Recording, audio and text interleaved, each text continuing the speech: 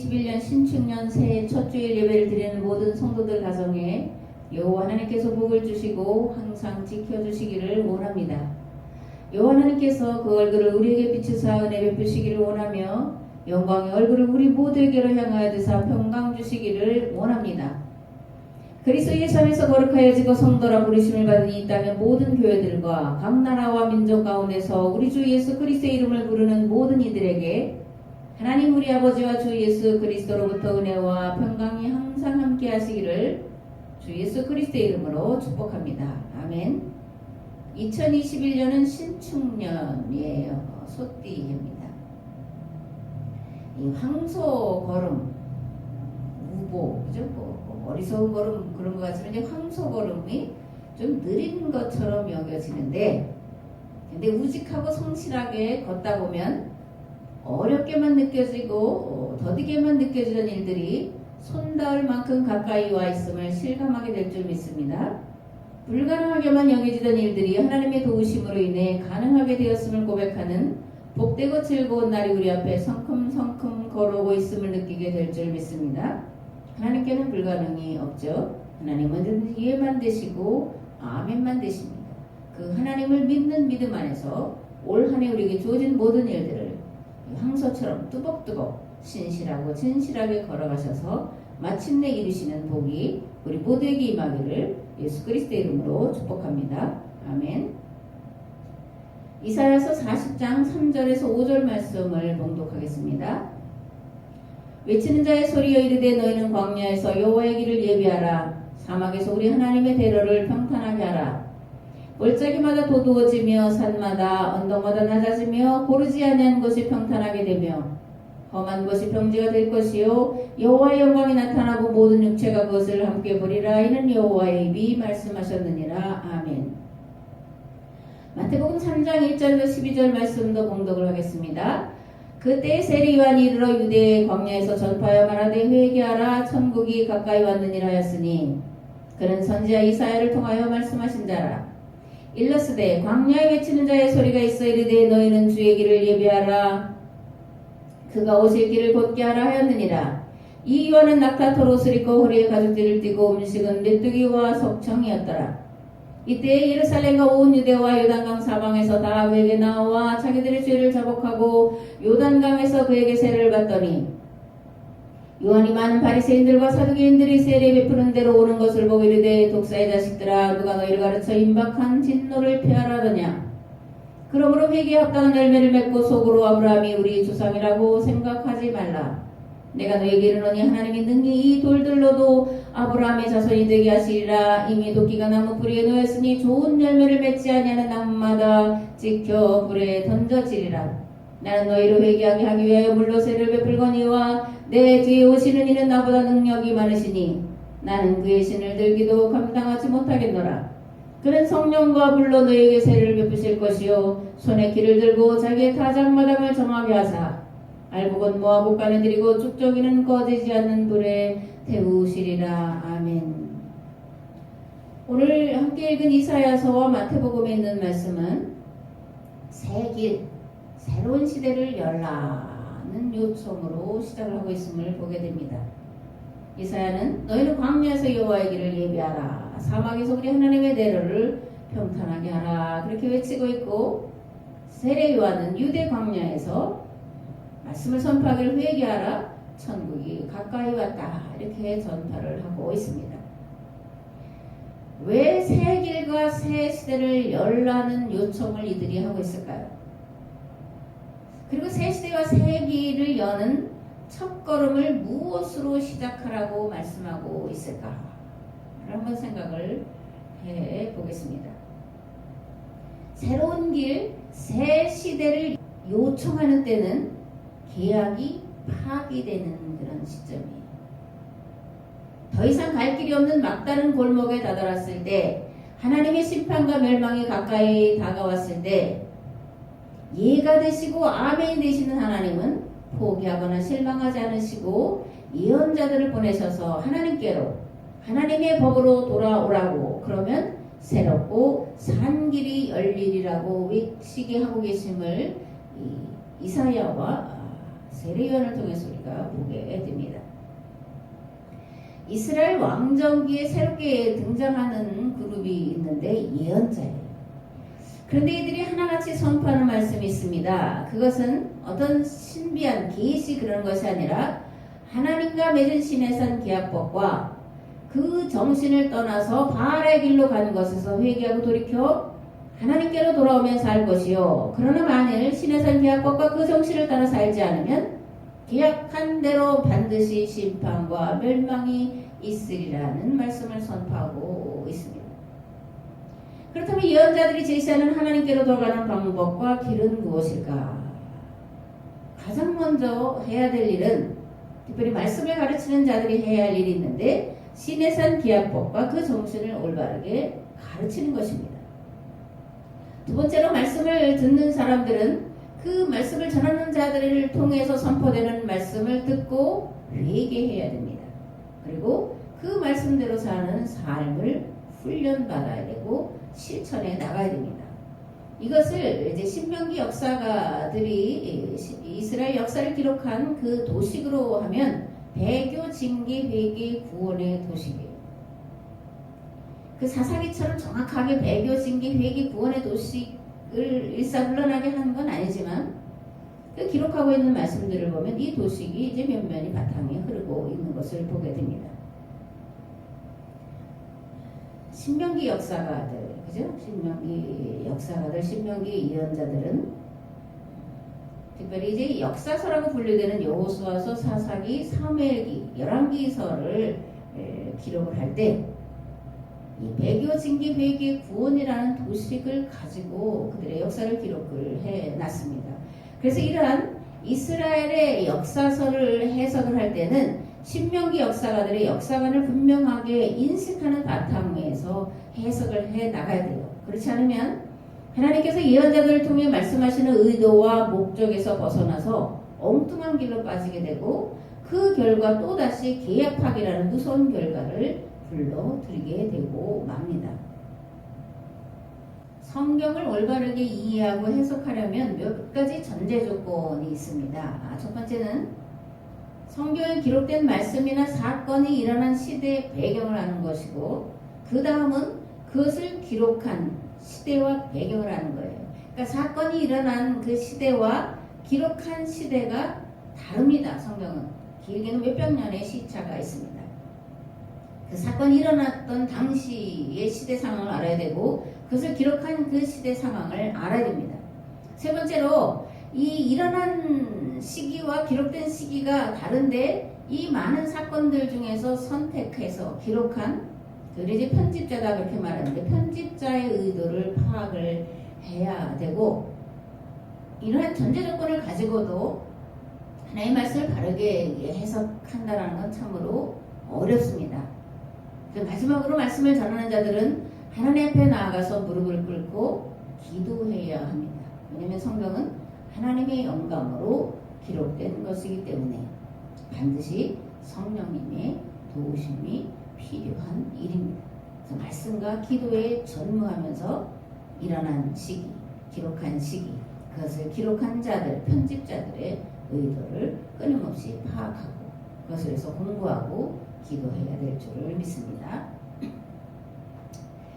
지난해 말에 5주 연속으로 계약법을 중심으로 사무엘기와 열왕기서를 살펴봤는데요. 반응이 참 신통치가 않았다. 그렇게 생각을 합니다. 다윗과 솔로몬에 대해서 5주 연속 말씀을 들었는데 듣는 분들이 아마 천지가 요동하는 그런 느낌을 받았지 않았겠나 그런 생각을 합니다. 천지가 요동치고 신앙의 근간이 흔들리는 듯한 느낌을 받았다 그렇게 생각을 하는데 왜 그러냐? 다윗을 예수님의 예표, 본받아야 될 신앙의 모델, 하나님의 마음에 합한 자로만 우리가 생각하고 그렇게 전하고 들었기 때문에 그러는 거예요. 그런 다윗에 대해서 이스라엘이 망하는 길로 간 단초를 제공한 자다 그렇게 말하니까 이게 도무지 받아들일 수가 없는 거죠. 또 솔로몬은 우리가 어떻게 생각합니까? 지혜의 왕, 그죠? 그리고 부귀와 영화를 누리는 자, 뭐 이렇게 생각을 하는데 솔로몬은 사실 배교자잖아요. 솔로몬을 배교자라고 말을 하면 이게 들은 말씀 아주 씻어버리고 싶지 않았을까? 이제 그런 생각을 해보게 됩니다. 왜 이런 일이 벌어지냐고요? 왜 다윗과 솔로몬에 대해서 우리가 이전에 생각했던 또 문자대로가 아니라고 말하면 왜 이렇게 우리 안에서 요동을 치냐? 그 원인은 간단한 데 있어요. 성경이 무슨 책인지를 모르는 데 있습니다. 여러 번 반복하지만 성경은 무슨 책이에요? 두 계약의 책이에요.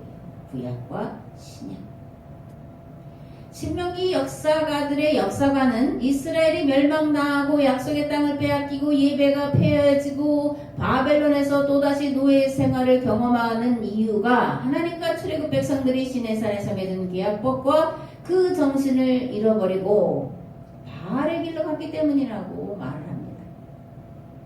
그렇기 때문에 약속의 땅이요 조상들의 땅으로 다시 돌아가려면 반드시 계약법을 배우고 그것을 실천해야 한다는 것을 바벨론 포로지에 가서야 비로소 깨닫고 뼈저리게 회개하면서 자신들의 실패한 역사를 기록을 하고 있다는 것을 우리가 알지 못하기 때문에 엉뚱한 일이 이제 벌어지는 겁니다. 문자주의는 배격해야 될 일이에요.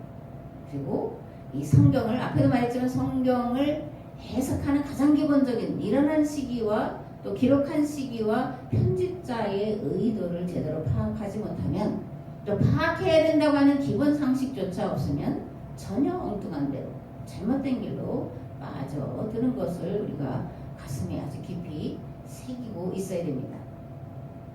신명기 역사가들이 계약법과 그 계약법 정신에서 벗어나서 약속의 땅, 조상들의 땅에서 쫓겨나서 다시금 노예 생활을 하고 있다라고 하는 이런 자신들의 역사를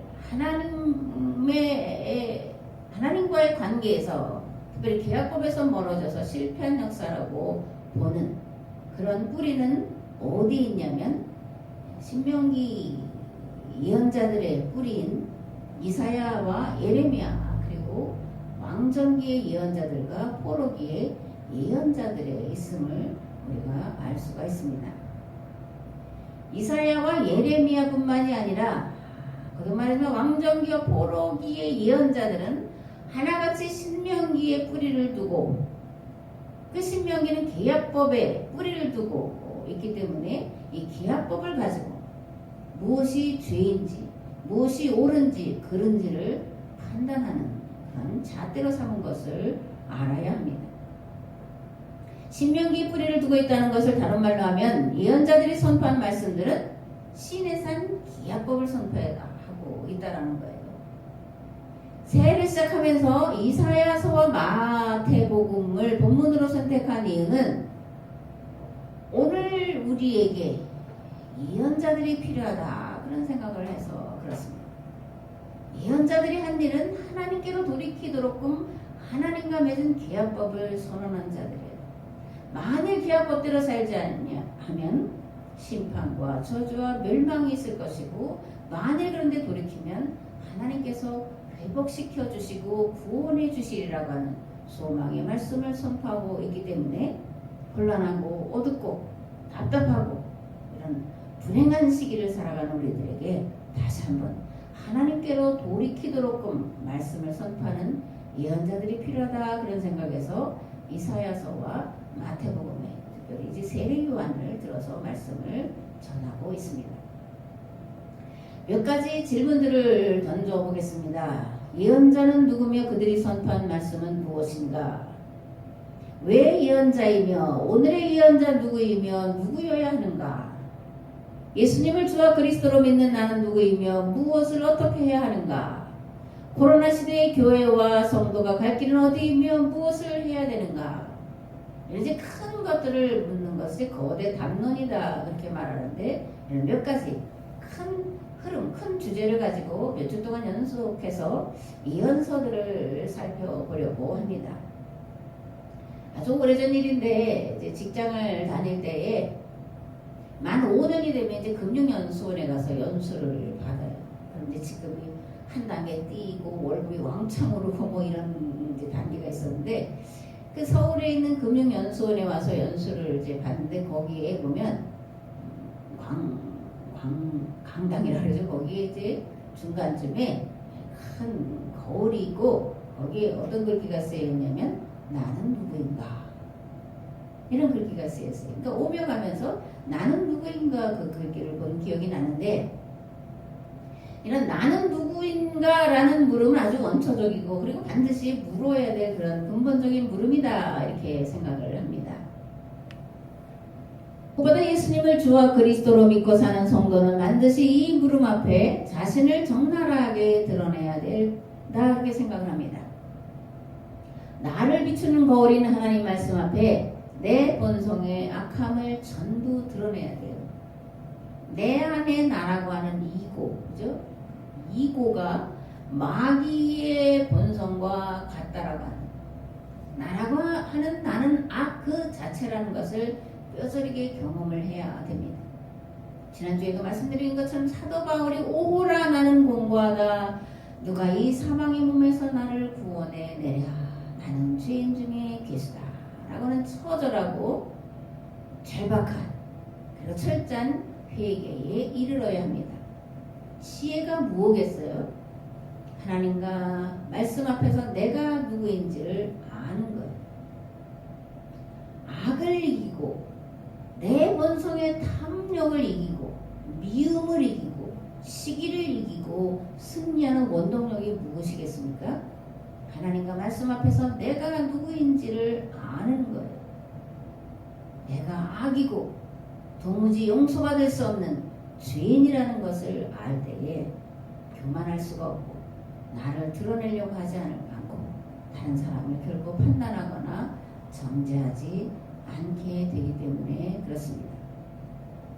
히브리서 기자는 히브리서에서 이렇게 말씀합니다. 하나님의 말씀은 살아있고 활력이 있어 좌우에 날선 어떤 검보다도 예리하여 혼과 영과 및 관절과 골수를 찔러 쪼개기까지 하며 또 마음의 생각과 뜻을 판단하나니 지으신 것이 하나도 그 앞에 나타나지 않음이 없고 우리의 결산을 받으실 이의 눈앞에 만물이 벌거벗은 것 같이 드러나느니라. 다 보시는 하나님 앞에 가리려고 숨기려고 숨으려고 하지 말고 실체를 드러내 보이라는 거예요. 실체를 드러내 보이도록끔 그래서 내 실체를 볼 수 있도록끔 성령님의 도우심을 구하라는 거예요. 하나님은 다 알고 계시기 때문에 꿰뚫어 보고 계시기 때문에 근데 요한복음 이 살아있는 말씀 우리의 혼과 영과 관절과 골수를 쪼개고 찌르고 마음의 생각과 뜻을 판단하시는 이 말씀이 하나님이시다. 그 말씀이 육신이 되신 분이 예수님이시다 이렇게 선포하고 있습니다. 즉 요한복음은 예수님을 창조의 근본이시오 세상을 창조하신 말씀이시오 보이지 않는 하나님의 보이는 형상이라고 말씀하고 있는 것입니다. 아멘. 요한복음 3장 14절에서 17절에 이런 말씀이 기록되어 있습니다. 모세가 광야에서 뱀을 든 것 같이 인자도 들려야 하리니 이는 그를 믿는 자마다 영생을 얻게 하려 하심이니라. 하나님이 세상을 이처럼 사랑하사 독생자를 주셨으니 이는 그를 믿는 자마다 멸망하지 않고 영생을 얻게 하려 하심이라. 하나님이 그 아들을 세상에 보내신 것은 세상을 심판하려 하심이 아니요 그로 말미암아 세상이 구원을 받게 하려 하심이라. 아멘. 보이지 않는 하나님의 보이는 형상이신 예수님의 모습이 모세가 광야에서 뱀을 든 것 같은 모습이라는 거죠. 십자가에 달리신 예수님의 일그러지고 피범벅된 모습이 하나님의 자기 계시요 보이지 않는 하나님을 드러내는 가장 영광스러운 모습이다라고 말씀하고 있는 거예요. 십자가 위에서 일그러진 예수님의 모습이 어떻게 하나님의 영광을 가장 극명하게 드러내 보이신 사건이라고 고백을 하고 있을까?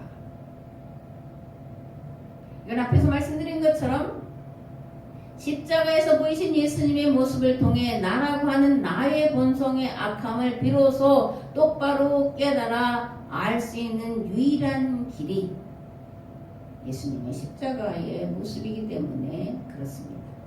아멘. 우리는 예수님의 십자가를 바라보면서 예수님이 당하신 고난을 생각을 해요. 그래서 슬퍼하고, 그죠? 마음 아파합니다. 예수님의 대속의 은혜를 깊이 깨닫고 감격하고 감사하면서 나도 주님을 따라 전도하며 선교하며 살리라 다짐하고 결단하고 나서는 이들이 많이 있습니다.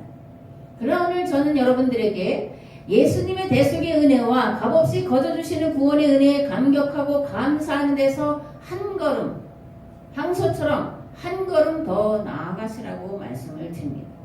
여기서 멈추지 말고 더 나아가 자신의 모습을 적나라하게 보는 데까지 나아가야 한다고 말씀을 드립니다. 왜냐하면 회심, 즉 예수님의 십자가를 통한 대속의 은혜를 깨닫고 신앙생활하는 것이 전부가 아니기 때문에요.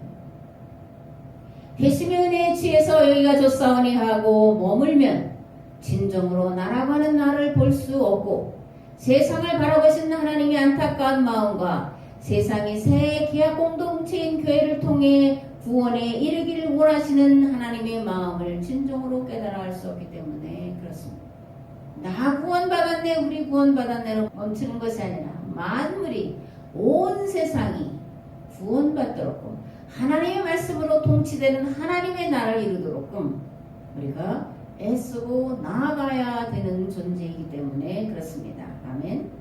본문으로 돌아가서 이제 이사야는 어떤 사람인가 아주 짤막하게 살펴보겠습니다. 이사야는 남유다가 망하기 전 한 100여 년 전쯤에 예루살렘에서 활동한 예언자죠. 이사야라는 뜻은 여호와는 구원이시다 라는 그런 뜻입니다.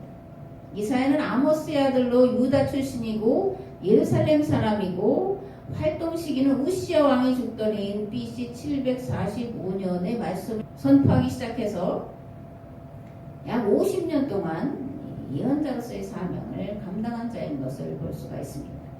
이사야의 사상 중에 이제 유단자 사상 이게 들어보셨죠? 남은 자가 돌아온다 라는 그런 사상이 면면이 흐르는데 그 말 그대로 바벨론의 포로로 끌려갔던 자들 중에서 남은 자가 있을 것이고 그들이 돌아와서 다시 이스라엘을 회복할 거다라고 하는 말씀이 이사야서의 전체에 흐르는 내용으로 우리가 파악을 해도 별반 틀리지 않다 그렇게 생각을 합니다. 여기서 남은 자는 누구겠어요? 시내산 계약법과 그 정신을 바벨론 포로지에서 노예 사례를 다시 경험하면서 비로소 발견한 자들입니다. 포로 생활을 끝내고 제2의 출애굽을 할 수 있는 유일한 길이 여호와께로 여호와 하나님과 맺은 계약법으로 돌이키는 길이라는 것을 몸으로 경험하고 깨달은 자들, 이들을 남은 자다 그렇게 이사야는 말씀을 하고 있습니다. 한 사람 더 살펴볼 예언자가 있는데 예레미야입니다. 에스겔서 37장에 보면 마른 뼈들과 같은 이스라엘의 모습이 이제 기록이 되어 있죠. 이런 죽은 자와 같은 마른 뼈와 같은 이스라엘을 다시 살아날 수 있도록 말씀을 선포한 자들을 신명기 역사가 신명기 예언자다 이렇게 부르는데 이들은 예레미야의 제자들이었습니다. 예레미야는 BC 647년경에 아나도시라고 하는 시골에서 제사장 힐기야의 아들로 태어났습니다. 아나도시 어디냐면 이제 이스라엘이 가나안 땅에 들어가서 12지파에게 땅을 분배를 하죠. 그리고 이제 레위 지파에게는 땅을 분배를 하지 않습니다. 그리고 12지파에 흩어져서 살도록 48개의 성읍을 따로 떼어 놓는데 이 아나도스는 그 중에 하나고 베냐민 지파에 속한 땅 가운데 있었던 이 레위 사람들이 사는 그런 곳이 아나도스입니다. 무엇보다 이 아나도스는 솔로몬이 왕이 되려가는 나단의 음모에 가담하지 않고 아도니아를 왕위에 옹립하려는 계획에 가담한 아비아달 제사장이 솔로몬과 사도계에서 쫓겨가는 곳이 아나도스예요. 그리고 예레미야는 여기에서 이제 출생을 합니다. 뿌린 대로 거두는 거예요. 거기에 이제 아비아달이 가서 하나님의 말씀을 가르치는 일을 신실하게 했겠죠. 그저 쫓겨나서. 그래서 그 후손 중에 예레미야가 등장을 하는데 예레미야는 20살에 하나님의 말씀을 전하는 자로 부르심을 받아요. 그리고 50년 동안 말씀을 선포를 합니다. 이제 우리가 예레미야를 눈물의 선지자다 이렇게 이제 말하는데 예레미야 9장에 보면 예레미야가 이렇게 말씀을 하고 있습니다. 어쩌면 내 머리는 물이 되고 내 눈은 눈물 근원이 됐고 죽임을 당한 내 딸 내 백성을 위하여 주야로 울리로다. 이런 말씀 때문에 이제 눈물의 선지자다 그렇게 이름을 붙였을 수도 있고 그의 일평생은 눈물로 기도하는 그런 삶의 모습을 보여줬기 때문에 이런 별명이 붙었지 않을까 그렇게 생각을 합니다.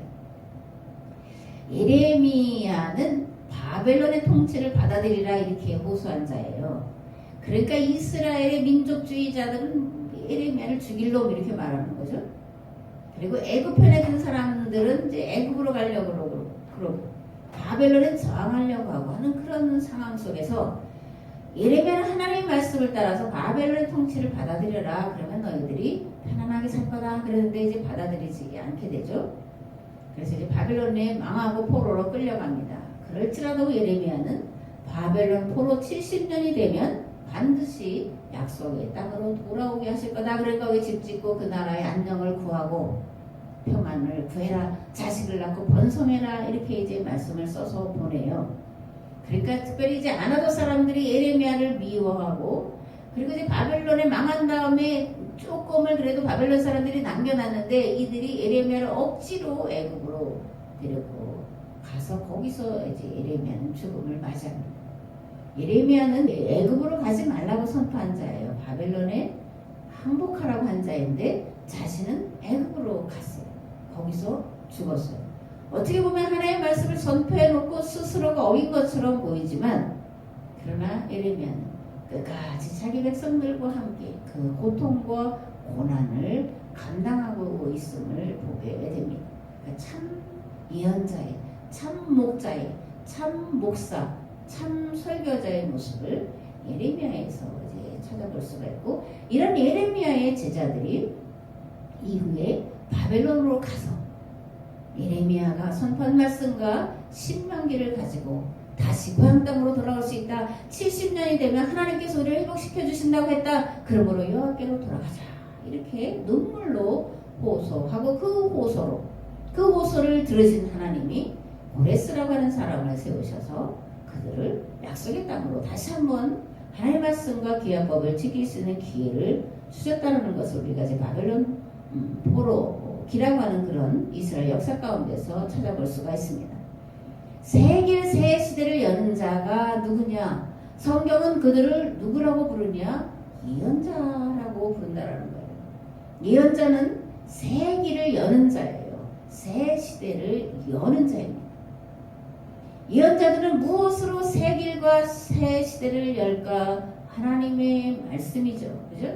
근데 그 하나님의 말씀은 앞에도 말씀드렸지만 어떤 계시로 받은 그런 것이 아니라 그런 것이 전혀 없다는 건 아니지만 그러나 예언자들이 선포하는 그 말씀의 근간은 계약법이에요.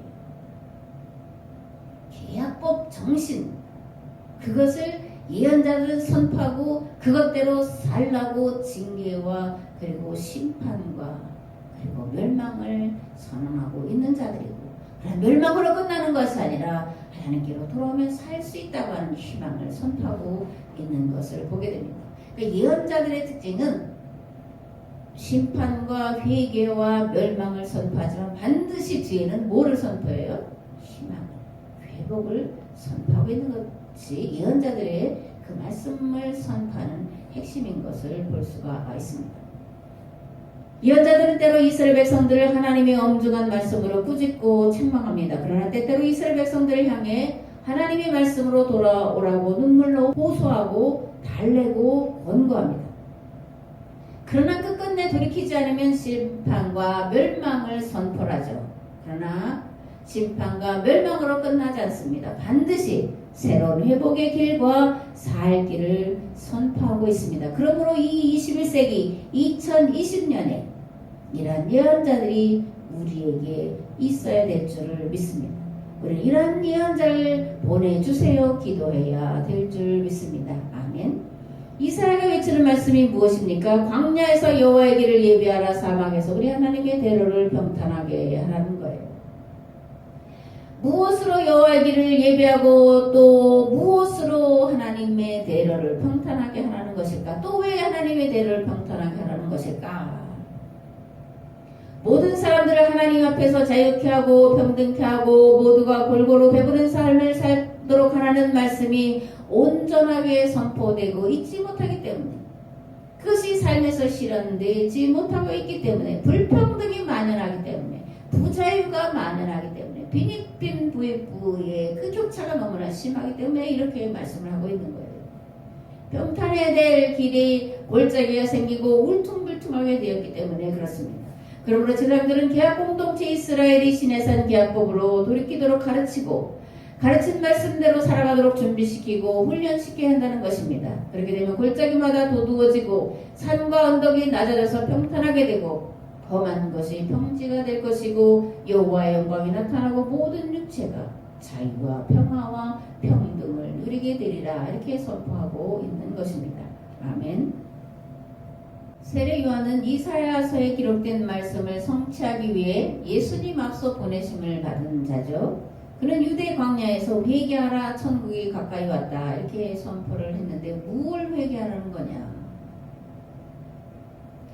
누가복음에 보면 이렇게 기록이 되어 있습니다. 무리가 물어 이르되 그러면 우리가 무엇을 하리이까? 대답하여 이르되 옷 두 벌 있는 자는 옷 없는 자에게 나눠줄 것이요 먹을 것이 있는 자도 그렇게 할 것이니라 하고, 세리들도 세례를 받고자 하여 와서 이르되 선생이여 우리는 무엇을 하리이까 하매 이르되 부가된 것 외에는 거두지 말라 하고, 군인들도 물어 이르되 우리는 무엇을 하리이까 하매 이르되 사람에게서 강탈하지 말며 거짓으로 고발하지 말고 받는 금료를 족한 줄로 알라, 이렇게 말씀을 선포합니다. 세례 요한이 선포하고 있는 말씀은 거듭거듭 말하지만 계약법을 말하는 거예요. 계약법에 들어있는 정신을 말하는 겁니다. 그리고 마태복음에는 이렇게 기록이 되어 있습니다. 회개에 합당한 열매를 맺고 속으로 아브라함의 조상이라고 생각하지 말아라.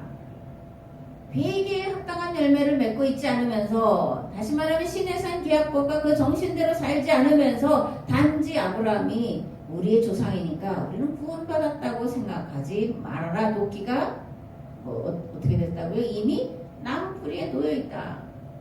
열매를 맺지 아니하면, 좋은 열매를 맺지 아니하면 돌이켜 회개하고 하나님과 맺은 계약법과 그 정신으로 돌이키지 아니하면 찍혀 불에 던질 거다, 이렇게 심판의 말씀을 선포하고 있는 것을 볼 수가 있습니다.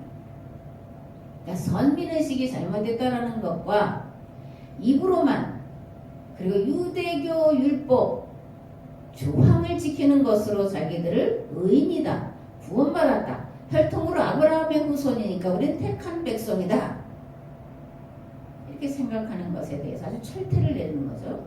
오늘 기독교인들도 마찬가지예요. 우리도 유대인들이 생각하는 선민의식이 아주 철저하게 젖어 있습니다. 그들이 뭐예요? 구원파라고 하는 거예요. 구원파는 선민 사상에 찌들은 자들을 구원파라고 생각합니다. 근데 구원파라고 하는 이름 붙은 그들만 구원파네. 오늘 우리도 구원파라는데 심각한 문제가 있는 거죠. 예수님은 시내산 계약법과 그 정신이 아니라 유대교 율법의 조항을 가지고 의롭다, 의롭지 않다, 죄인이다, 의인이다 판가름 내는 서기관과 바리새인들을 향해서 이렇게 말씀하십니다. 뱀들아, 독사의 새끼들아, 너희가 어떻게 지옥의 판결을 피하겠느냐. 예수님도 그렇고 이 또 세례 요한도 그렇고 아주 그분들이 쓰는 문자는 고상한 게 아니에요. 아주 그렇게 아름답고, 물론 그런 말씀도 선포하지만 뱀들아, 독사의 새끼들아, 마귀 새끼들아, 이건데요. 그죠? 너희가 어떻게 지옥의 판결을 피하겠냐. 목사 새끼들아, 이러는 거죠. 너희들이 어떻게 지옥의 판결을 피하겠냐. 뱀들인데, 독사 새끼들인데, 이런 말씀에 이렇게 안 들으니까 그렇지. 그러면 왜 예수님은 바리새인과 서기관들을 향해서 이렇게 말씀을 하실까요? 그날의 일기는 알면서 밝아오는 시대의 징조는 모르고 있기 때문에 그렇습니다. 하나님도 성경도 모르면서 스스로 선생이라고 여기고 있기 때문에 그렇습니다. 시내산 계약법과 그 정신을 다 잃어버리고 유대교 율법 조항과 전통과 정통이라고 하는 신학과 교리에만 얽매여 살리는 말씀을, 구원하는 말씀을, 죽이는 말씀으로 만들었기 때문에 뱀들아 독사의 새끼들이라 이렇게 말씀하고 있는 것입니다. 그런 말해서 오늘 이 말씀은 말씀을 전하는 저에게 가장 먼저 해당되는 그런 말씀이다. 그렇게 고백하지 않을 수 없습니다. 마태복음에서 예수님은 이렇게 말씀합니다. 이러므로 그들의 열매로 그들을 알리라. 나더러 주여 주여 하는 자마다 다 천국에 들어갈 것이 아니요 다만 하늘에 계신 내 아버지의 뜻대로 행하는 자라야 들어가리라. 그날에 많은 사람이 나더러 이르되 주여 주여 우리가 주의 이름으로 선지자 노릇하며, 선지자 노릇했다라는 거예요. 주의 이름으로 귀신을 쫓아내며 주의 이름으로 많은 권능을 행하지 아니하였나이까? 어째요 나를 모르시나이까? 내가 이런 능력의 종 아니었습니까? 큰 종 아니었습니까? 그때에 내가 그들에게 밝히 말하되 내가 너희를 도무지, 내가 너희를 전혀 알지 못하니 불법을 행하는 자들아 내게서 떠나가라 하리라. 아멘. 말하기 참 어렵습니다. 지난해와 마찬가지로 새해에도 여전히 코로나 바이러스로 인해서 온 세상이 혼돈하고 무질서하고 흑암이 깊은 위에 있음을 누구나 실감을 하고 있습니다. 자연 만물들이 지난해와 마찬가지로 하나님의 아들들이 나타나기를 더욱더 간절히 고대하고 있습니다. 이러한 때에 세상 구원을 위해 세우신 교회가 하나님의 뜻을 어디서 발견하고 또 어떻게 실천해야 되겠습니까? 어디가 살 길이냐고 울부짖는 만물과 사람에게 구원의 길을 보여줄 수가 있겠습니까? 예수님만이 새롭고 산 길인 줄 믿습니다. 예수님만이 진리이신 줄 믿습니다. 예수님만이 생명이시고 생명으로 나아가는 문인 줄을 믿습니다. 깨어진 옛 계약을 새롭게 하기 위해 오셔서 친히 자신의 몸으로 새롭고 산 길을 열어놓으신 예수님만이 이 시대와 오는 세대 모두를 구원하시고 마침내 창조를 완성하러 오실 주님이시여 하나님이신 줄을 믿습니다. 아멘.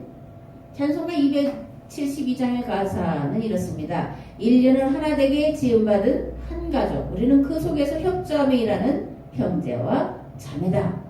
죄악은 뿌리 깊게 우리 마음에 도사려 편당심 일으키며 차별의식 넣어서 대화를 막으려 한다. 편당심은 이제 마음을 이렇게 가르는 겁니다. 편가르게 하는 거죠. 당파 싸움을 말합니다. 주님의 십자가로 화해하는 본보여 불신의 이 땅 위에 믿음 사랑 되찾는 새 세계에 명하신다. 영광도 부끄러움도 함께 받는 우리니 믿음과 소망으로 튼튼하게 뭉쳐서 이 어둠 뚫고 가자. 100년 전, 거의 100년은 안 됐지만 어쨌든 두세 대 전에 우리의 믿음의 선진들이, 특별히 감리교 목사님이 지은 가사예요. 새 시대에 부흥하는 교회와 성도 되시기를 우리 주 예수 그리스도의 이름으로 축복합니다. 만물들에게 복음을 전하여 새 창조의 역사를 이루는 교회와 성도 되시기를 우리 주 예수 그리스도의 이름으로 축복합니다. 이 시대의 예언자들이 다 되셔서 이 시대를 살리라는 하나님의 간절한 뜻을 이루시는 복된 교회와 성도 되시기를 우리 주 예수 그리스도의 이름으로 축복합니다. 아멘. 이제는 길과 진리와 생명 되신 예수 그리스도의 은혜와 아버지 하나님의 무한하시고 극진하신 사랑하심과 성령님의 감화, 감동, 교통, 역사하심 2021년을 시작하는 첫 주에 예배에 참석하여 이 시대에 또 이 시대를 살리는 하나님의 사람들로 또 하나님의 말씀을 선포하는 자들로 살아가기를 결단한 우리의 삶의 자리 위에 이 교회 위에 이 나라와 이 민족 위에 이제부터 영원토록 함께 하옵시기를 간절히 축원하옵나이다. 아멘.